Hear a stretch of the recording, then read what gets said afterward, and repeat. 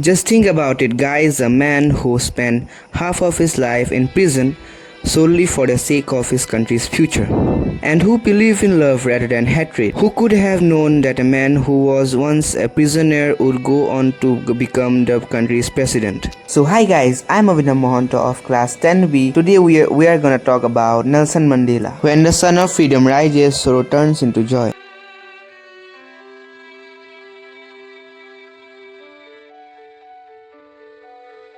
10th May 1994, it was a very great day for South Africa.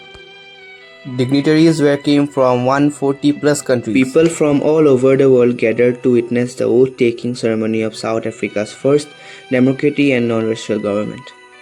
On this historic day, Nelson Mandela was going to take the oath as president.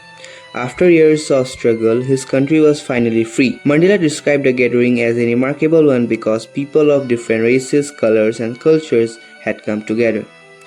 People from every background stood side by side to celebrate a new South Africa, where everyone would have equal rights.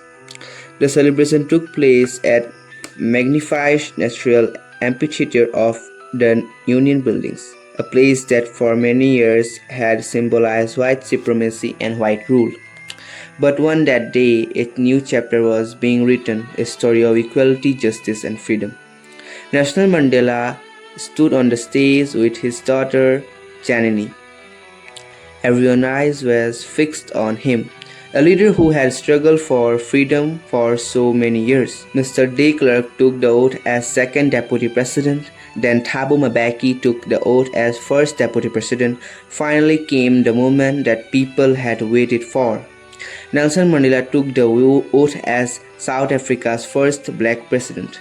Not just a political event, it was living proof of freedom and equality. In this speech, Mandela thanked all those present and the people around the world. He said that they had gathered to celebrate the glory and hope of newly born liberty. He reminded everyone that South Africa had long been isolated because of racism, but now it welcomed the peoples of the world. Mandela promised to work for every citizen and to free them from poverty, hunger, suffering, racial discrimination, and gender discrimination. He made a powerful pledge: never, never, never shall it be that his beautiful land will again experience the oppression one of by another. He declared that the sun of freedom would never set again.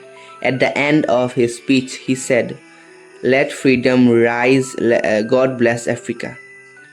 His speech marked the birth of a new nation where humanity had become the greatest strength. Soon afterward, South African jets, helicopters, and military aircrafts flew in perfect formation above the Union buildings.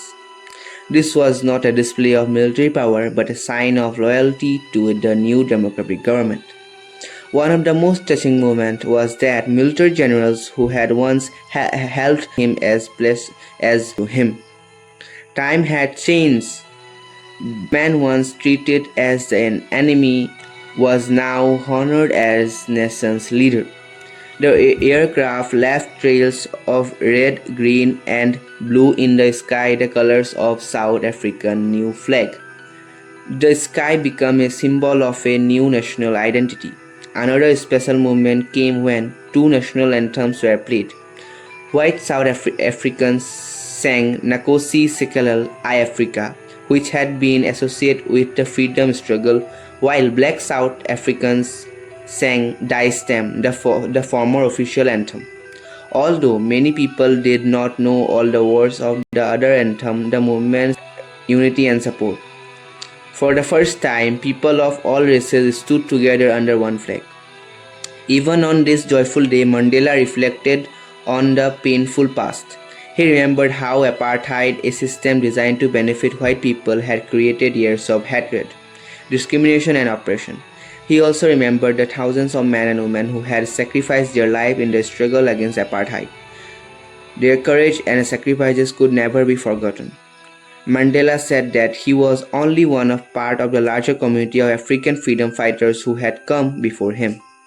He remarked that South Africa possessed great mineral wealth, but its greatest treasure was its people, who were more precious than the purest diamonds. He explained that he had learned the true meaning of courage from his comrades. Courage, he said, is not the absence of fear, but the triumph over it. A brave person is not someone who never feels afraid, but someone who conquers fear. As this is a half-part summary of Nelson Mandela. Hope you like it.